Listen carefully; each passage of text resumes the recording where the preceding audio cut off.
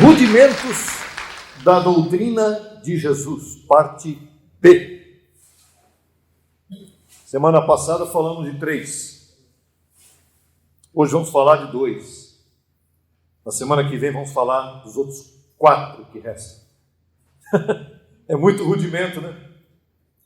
Mas é baseado nesses rudimentos que está todo o sistema religioso. Tem pessoa, por que a pessoa está no sistema religioso hoje? Porque ela precisa se arrepender dos seus pecados, das obras mortas, porque ela precisa se batizar nas águas, porque ela precisa pedir a Deus mais fé, mais amor. Quem não tem, peça ao Salvador. Mais fé, mais fé, mais fé. E a fé é uma só, entregue a todos. Nós temos não a nossa fé, a fé de Cristo imputada em nós. E hoje nós vamos falar, começando e continuando em Hebreus 6:2, ali fala de um rudimento. Por que esses rudimentos existem? Como este, por exemplo, que vem aqui agora, imposição de mãos. Isso aqui é um ponto de contato de fé. Ponto de contato de fé. Isso é invenção. Isso não está na Bíblia. Ponto de contato de fé. Isso é invenção do sistema religioso para prender as pessoas ali. Então, quando aquele povo todo está orando ali, a mão na cabeça do homem ungido, que é considerado como ungido, que na verdade não tem unção porque fala mentiras, ele põe a mão na cabeça de uma pessoa e diz que ela receba aí o Espírito Santo, que ela já tem. Ou então, encosta nessa rosa, esse ponto de contato de fé. Põe o seu copo d'água em cima da televisão, do rádio, agora é do celular. Põe o copo, só não deixa derramar em cima do celular que vai estragar o celular. Bota o copo com água lá.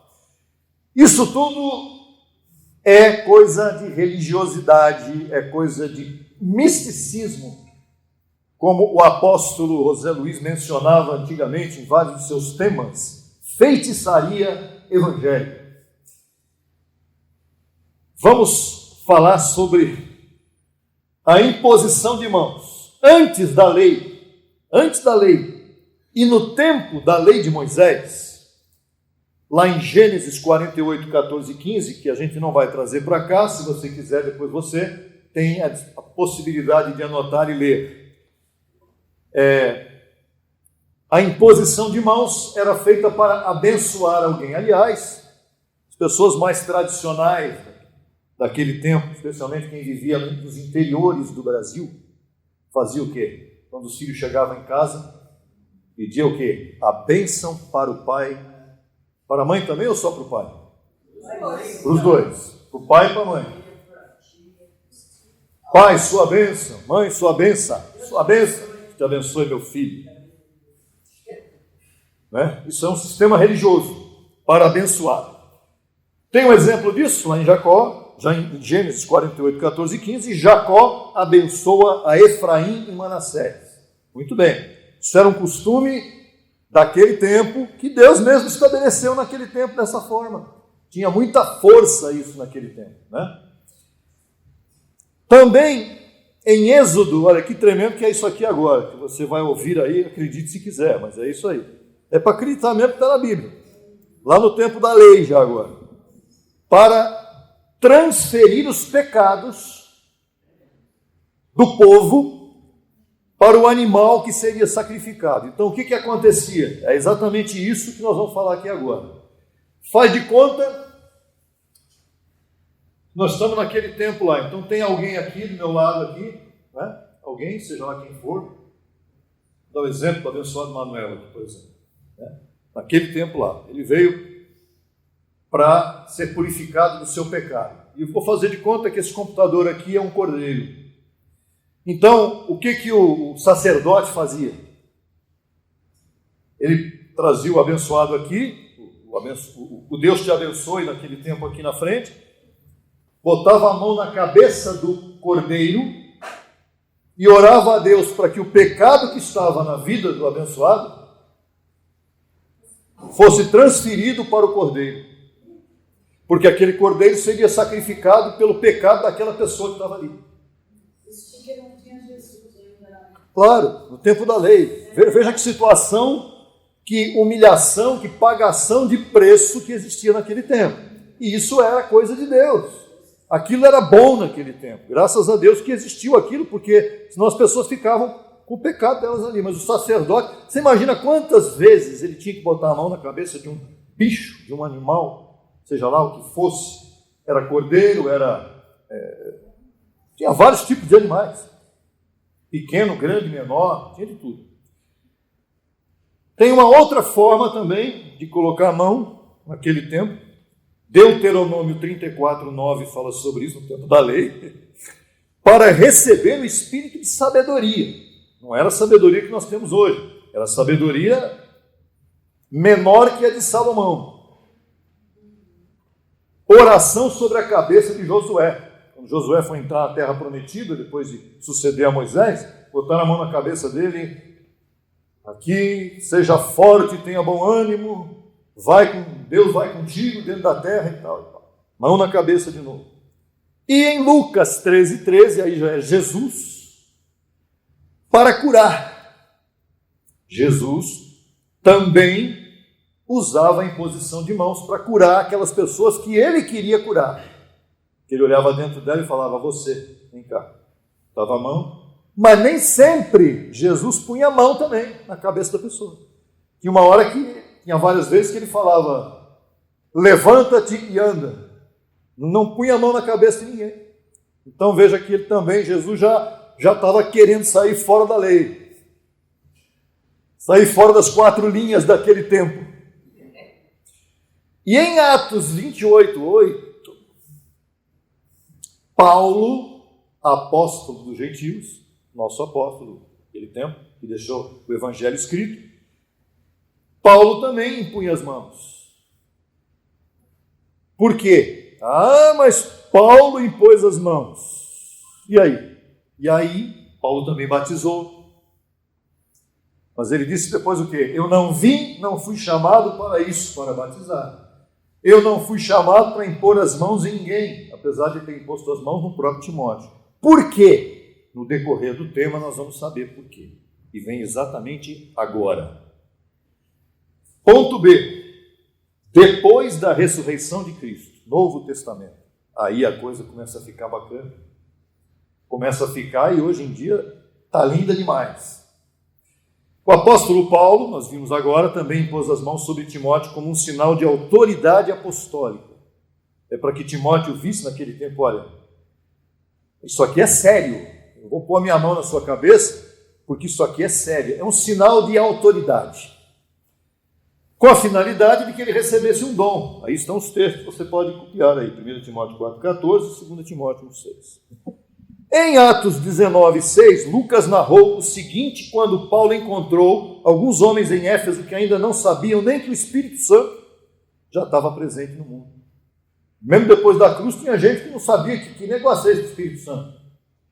E Paulo encontrou com essas pessoas. Aqui, Atos 19:6. Havendo Paulo lhes imposto as mãos, veio sobre eles o Espírito Santo e falavam em línguas e profetizavam. Ora. Quando Paulo põe a mão na cabeça de alguém, não foi ele que escreveu isso. Foi quem viu ele fazendo isso. Então, como é que eu posso olhar alguém? Se você vai, eu não recebo. Se você já presenciou alguma manifestação em um centro, deixa eu mencionar um nome aqui, para não citar nome de religião nenhuma. Num centro, e você vê uma manifestação mística lá, você vai dizer o quê? Aquela pessoa incorporou um demônio. E hoje tem vários nomes aí no sistema religioso. Aquela pessoa está incorporada. E você vai escrever um livro dizendo que você viu aquela pessoa incorporada. Você viu uma pessoa incorporada? Ou você viu um sinal místico de religiosidade, seja ela qual for? Você viu isso. Você viu uma manifestação de feitiçaria, onde alguém pode sair rodopiando, se arrastando, qualquer coisa assim. Então, É preciso entender as coisas. Porque o mesmo Paulo, depois que o tempo passa, ele cresce. O ministério de Paulo foram 40 anos. Não é? Paulo cresce e declara em Hebreus 6 o quê? Deixando já, os rudimentos da doutrina de Cristo, como batismos, fé em Deus, etc., imposição de mãos. A pergunta é, houve contradição? Paulo se contradiz aí, está errado o negócio. Não, não é contradição. É que Deus respeitou que Paulo primeiro começou no ensino básico. Depois Paulo, em outros encontros que ele teve com Cristo ressuscitado, ele foi para o ensino médio. E depois de outros encontros, que foram vários com o Cristo ressuscitado, Paulo foi para o ensino superior. Assim como todos nós. Todos nós. Então Paulo cresceu, amadureceu para entender, por isso ele disse, lá nesse mesmo texto de Hebreus 6, vamos adiante à perfeição. Porque aquilo que ele estava na lei, ele sabia que aquilo não era a perfeição. Aquilo era uma etapa inferior, uma etapa de infantilidade, que agora ele chegou para os hebreus e falou, gente, vocês são hebreus. Quem são hebreus? São judeus. Para nós entendermos isso hoje. E o judeu crê no quê? Na lei. E quando um judeu se converte, vamos dizer assim, à graça, que foi o que aconteceu com os hebreus. Muitos hebreus se converteram à graça, até mesmo pela pregação de Pedro, digamos assim, no dia de Pentecostes. Eles ouviram aquilo lá, não era completa, a revelação não era aquela, mas eles saíram pelo mundo e de repente encontraram a mensagem de Paulo e falaram, opa, a gente recebe essa palavra. Recebeu, mas ficou com os costumes de lavamento, de imposição de mãos, de achar que a minha fé tem que aumentar. Os hebreus. Hoje você vê o que no sistema religioso? Você vê muitos hebreus. Gentios hebreus. No sistema religioso, fazendo vigílias, jejuns, lavamentos e etc, etc, etc. Aí Paulo, quando entra em Efésios 1:13, e esse tema esse texto é fantástico para entendimento do amadurecimento de Paulo. Ele diz o quê? Nele também, em Cristo, havendo ouvido, não mais qualquer palavra, ouvido a palavra de verdade. Qual é a palavra de verdade que Paulo ministrava? O evangelho de vossa salvação. Qual é o evangelho da nossa salvação, abençoados? O evangelho da graça e apostolado. E havendo crido nele, fostes selados com o Espírito Santo da promessa. Ora, o Espírito Santo já estava nas pessoas depois da cruz, só que as pessoas não sabiam o que era, como era isso. Elas só foram entender quando Paulo ministrou isso. E a pergunta é, onde está a imposição de mãos? Então eu ouço a palavra da verdade, eu creio nessa palavra, eu fui selado com o Espírito Santo, mas eu tenho que procurar uma igreja onde alguém bote a mão na minha cabeça para me entender isso. Não. Porque agora estamos na perfeição, não estamos mais nos rudimentos elementares. A imposição de mãos era um rito que representava a atribuição de autoridade e de bênção. Era como um sinal de autenticação por meio do qual a manifestação física de um dom espiritual era transmitida. A imposição de mãos era como um selo de carta de correio, que para chegar lá tem que ter aquele selo, senão não chega. Contudo, no contexto principal que estamos utilizando no desenvolvimento deste tema, o apóstolo Paulo alertou assim aos hebreus. Vamos ver antes do capítulo 6 o que Paulo falou para os hebreus. Aí você vai entender melhor. Porque devendo já ser mestres. Espera aí. Você passa pelo primeiro ano, segundo ano na escola, vai para o ensino médio, tá?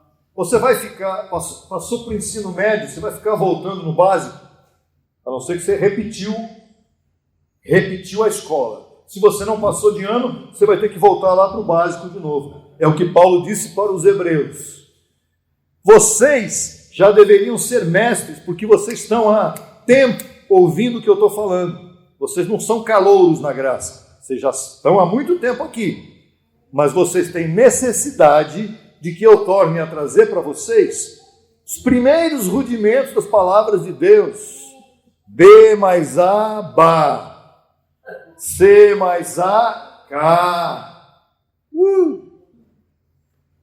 Chegastes a ser tais que tendes necessidade de leite, não de alimento sólido. É como Paulo dissesse, eu não consigo transmitir o evangelho da graça para vocês, que vocês estão perguntando para mim se eu vou botar a mão na cabeça de vocês, se vai ter batismo aqui. Tem batismo aí? Isso é tão legal.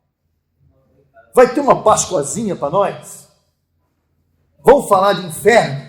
É bacana falar de inferno. É tão bom falar do Apocalipse. Hoje em dia está todo mundo assustado e preocupado, porque o Apocalipse, o que tem de curioso, falando de Apocalipse no YouTube nos dias de hoje, Jesus está voltando. Jesus está voltando. Antes tinha terremoto, agora tem muito mais terremoto. Verso 13. Todo aquele que participa de leite, que é o quê? Não tem, isso aqui é uma coisa para hoje, para os nossos dias. É inexperiente na palavra de justiça porque é criança. Quem é que toma leite? Então eu gosto de um leitinho com café de manhã cedo, eu sou criança. Não estou falando nesse sentido, mas o leite é para, especificamente, crianças. E o verso 14 diz o quê? Mas o alimento sólido, o alimento de curso superior, a feijoada, é para os que alcançaram maturidade. Porque se a pessoa não alcança maturidade, você fala certas as coisas aqui, como por exemplo, eu sou um Deus, eu sou o Cristo, eu sou um Deus, e a pessoa, como assim? Por quê? Porque está no ensino básico, ou no médio ainda.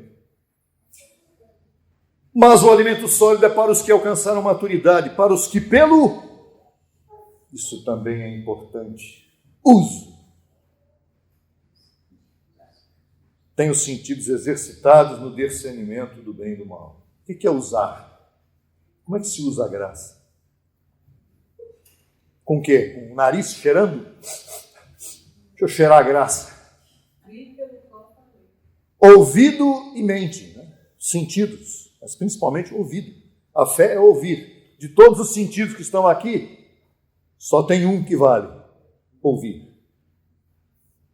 Você recebeu e ouviu. Creu. No discernimento do bem e do mal. Graça não é só dizer abençoado. Graça não é só dizer sou conduzido em triunfo. Mas é viver isso. Quando? Sempre. Por isso que o capítulo 6, verso 1, na sequência desse, que é a continuação, diz o quê? Portanto, deixando já. Então, quando Paulo chega e mostra tudo isso para eles, ele fala, vocês deviam ser mestres, mas ainda são alunos, estão repetindo de ano, porque vocês não conseguem se desligar dos batismozinhos, da Santa Ceia. Por que o sistema religioso está cheio de gente lá? E ainda está. Por quê? Porque eu tenho compromisso lá. Qual é o seu compromisso no sistema religioso? O momento de menos gente no sistema religioso é quando se está pregando. Quando o pastor está lá pregando. Mas a maioria gosta de obrar. Vamos mexer aqui, vamos fazer um negócio aqui, vamos lá, pega aqui, traz lá, você traz isso, o outro traz... Obrar. Preparação de batismo. Vai ter batismo, primeiro domingo do mês. Hoje por aí é tremendo. Primeiro domingo. Cálicezinho. De onde tiraram o cálicezinho e o pãozinho? De onde? De Coríntios não foi. Lá não tinha isso.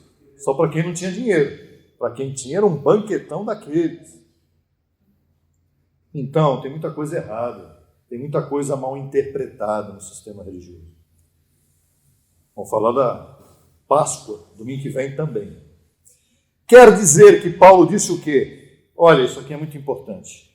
deixem o rudimento da imposição de mãos da lei de Moisés e passem a comer alimento sólido da palavra de justiça do Evangelho de Deus, onde servimos a Deus com a mente. Paulo diz para os hebreus: exercitem a graça, cresçam, pelo amor de Deus, cresçam. Para de ficar com e aqui e ali. Tranquilo quanto à imposição de mãos? Vamos para o quinto mandamento que deve ser deixado. Rudimento, não é mandamento. Rudimento. Chama-se jejum. Jejum religioso. Não vai, por favor, não confunda, eu não sou médico, nem terapeuta, nem nada. Eu estou ministrando graça. Existem jejuns intermitentes por aí, existem outras coisas que você tem que consultar outras pessoas. Estamos falando aqui de jejum religioso. Isso deve ser deixado. Não há nenhum mandamento ou ordenança na Bíblia inteira quanto ao jejum. Não é mandamento.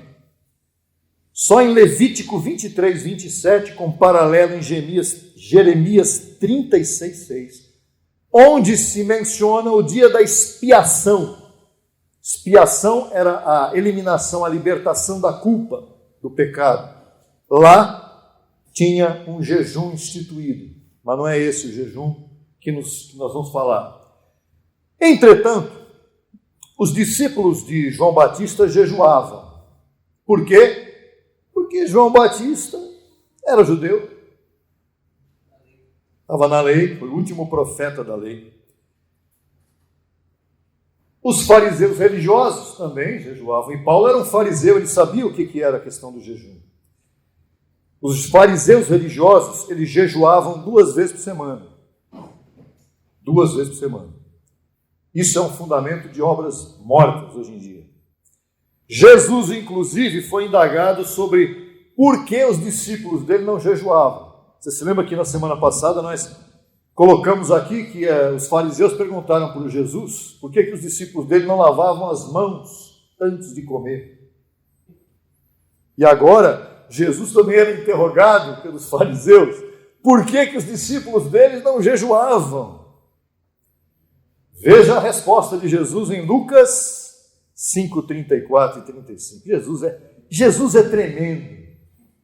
Agora eu vou falar aqui. Tu és tremendo. Jesus é tremendo. Podeis acaso fazer com que os que estão na festa jejuem enquanto o esposo estiver com eles? Mas virão dias quando o esposo lhes será tirado. Então, naqueles dias, jejuem. A presença do Senhor ali com eles. E eles não entenderam nada, tá? Aliás, não entenderam até os dias de hoje. Os judeus não entenderam nada, não só naquele tempo, mas até os dias de hoje. Jesus deixou muito claro, Jesus falava por parábolas, né? O pessoal ficava olhando e dizia, o que ele está querendo dizer? Ok, os que estão na festa não podem jejuar enquanto o dono da festa está presente. Você vai ficar triste quando o dono da festa está junto com você na festa. Festa é lugar de alegria. Se Jesus estava na festa, ele falou assim, eu estou aqui, por que os meus discípulos vão jejuar? Eu estou sempre com eles. E hoje, onde está o esposo? Onde está o Senhor? Está na festa com a gente? Claro. Ele não está só aqui. Ah, o Senhor está aqui. O sistema diz, o Senhor está aqui. Deus está aqui. Aqui. Fantasma? Não. Deus está em nós. Somos o templo do Espírito Santo. Como é que nós vamos fazer jejum religioso? Senhor, eu preciso conseguir um negócio lá e tal. Que negócio? Ele está em você, fala com ele aí, declara, confessa, gratidão. O próprio Jesus jejuou, é verdade. 40 dias e 40 noites no deserto. Mas, Por que Jesus jejuou? Porque ele estava se preparando para uma missão específica. Ele estava começando o seu ministério também, e ele foi tentado. Ele ficou 40 dias, Jesus, 40 dias e 40 noites no deserto. Algo específico, e ele foi tentado. Outras vezes, Jesus também jejuava, porque ele tinha tanto o que fazer, que ele não conseguia parar para comer. E ele jejuava. É verdade. Se você não sabia, pode acreditar. Ele tinha que ir aqui, agora eu tenho uma conferência lá. Agora vocês ficam aqui que eu vou lá com a mulher samaritana. Eu tenho um negócio. Mas como assim, Senhor? Vai deixar a multidão? Vou, a multidão, tá bem, fica aí tranquilo. Eu tenho que resolver um caso lá. Ficava sem comer, ele não tinha tempo para comer. E Jesus não jejuava como um hábito religioso, a não ser naquele dia da expiação que eu falei para os abençoados, porque ele tinha que cumprir toda a lei. Depois de 3 anos de seu ministério terrenal, como ele disse para os fariseus, um dia o esposo vai ser tirado. Foi tirado? Foi. Por quantos dias? 3. 2, 3. E aí eles foram jejuar no sepulcro lá. O esposo foi tirado? Sim. Depois ele apareceu. E depois que ele apareceu, ele nunca mais deixou de estar conosco, porque o Espírito Santo veio. E tem gente fazendo jejum hoje, achando que o esposo não está presente. Esse é o problema. Cristo morreu, ressuscitou e voltou a viver. Mas, como o sistema religioso não compreende Romanos 7,4, eles seguem jejuando religiosamente. Dia de jejum e vigília. Então é terrível. É ficar acordado com fome. Fechamos o nosso tema de hoje com esse texto, Romanos 7,4. Assim, meus irmãos, também vós morrestes à lei mediante o corpo de Cristo, morrestes para a lei mediante o corpo de Cristo, para que sejais de outro, daquele que ressuscitou dos mortos, a fim de que demos fruto para Deus. O esposo está vivo, Cristo está vivo. Onde? Em mim. E você diz, em mim. Está vivo em você, em mim, em todos os seus filhos, até naqueles que não sabem disso. E estão jejuando. Nós estávamos assim lá há 20 e tantos anos atrás, não sei se você se lembra daquele momento que você entendeu essa palavra. Quando você entendeu a graça, você procurou alguém para dizer, bom, agora eu preciso que alguém ponha a mão na minha cabeça, eu preciso batizar no Espírito Santo. Não. Você já foi batizado quando ouviu, recebeu e foi selado com o Espírito Santo da promessa. Na próxima oportunidade. E outra coisa muito importante. Para que sejais de outro daquele que ressuscitou dos mortos, a fim de que demos fruto para Deus. Fruto para Deus. Qual será a religião de Deus? Qual é a igreja de Deus onde eu posso ir lá para entregar meu dízimo, minha oferta, minha semente, minhas coisas? Qual é a igreja de Deus? Nós somos a igreja de Deus.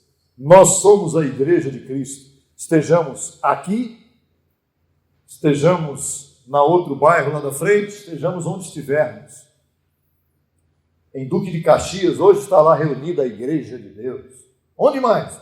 Na sua casa, quando você está lá com a sua esposa, os dois da mesma fé, lá está a igreja de Deus. Você é o templo do Espírito Santo. Por isso, na próxima oportunidade, nós vamos tratar de comentar outras práticas da lei de Moisés. Para fechar, faltam 4. E olha, é muito forte o que nós vamos falar aqui na semana que vem. Muito forte, muito importante, muito esclarecedor. Você vai falar, puxa, eu nem imaginava que isso era assim. Eu estou com vontade de falar, mas eu não posso. Tá bom? Semana que vem estaremos aqui, dia 8 de outubro. Sabe por que eu tenho vontade de falar? Porque é tão gostoso de falar aqui. É tão importante, olha aí, tá me provocando. Está me provocando. Dou uma palhinha? Uma palhinha. É muito bom.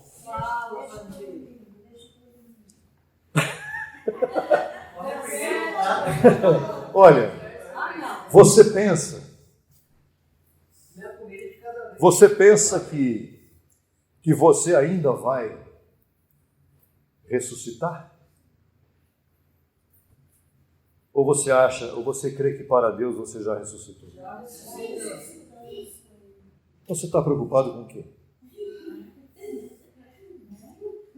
Quando eu digo ressuscitar, eu estou me referindo ao ser transformado, ou a ter que sair daqui e depois voltar com o corpo glorificado. Não importa. O importante, mas isso aqui eu vou apresentar com detalhes no domingo para vocês. E tem uma outra coisa muito importante que nós vamos falar aqui também. O dia do juízo. Olha o dia do juízo. O mundo está aí, não sei, já falaram de juízo no YouTube? Já deve ter visto alguma coisa por aí. Ainda não. Mas da volta do Senhor vocês já ouviram no YouTube. Assim, o Senhor vai voltar. E tem uns dizendo, não vem agora, Senhor. Por favor, agora não. Tem umas coisinhas para resolver aqui ainda, agora não. Domingo que vem, dia 8, estaremos juntos. Vamos louvar juntamente com você.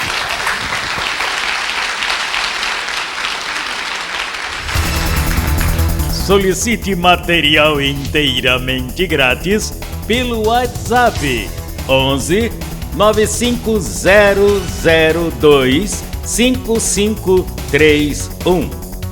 Acesse nossa página no Facebook www.facebook.com/Crescendo em Graca Brasil e no Instagram acesse e siga-nos em www.instagram.com/CEGBrasil_oficial. Acesse também nossa rádio web 24 horas www.radiograca.net. Também pelo nosso aplicativo Rádio Graça, disponível no Play Store. No YouTube estamos em 2 canais. Na barra de pesquisa você digita Crescendo em Graça Brasil Oficial. Neste canal você desfrutará de louvores, conferências apostólicas, confissões em graça, especiais musicais e muito mais. Nosso segundo canal, Crescendo em Graça Brasil Estudos, www.youtube.com/Crescendo em Graca Brasil. Neste canal você desfrutará de estudos bíblicos em apostila, com base em mensagens do apóstolo e doutor José Luiz de Jesus Miranda. Declaramos os olhos de teu entendimento iluminados com o conhecimento da verdade, abençoados com todas as bênçãos.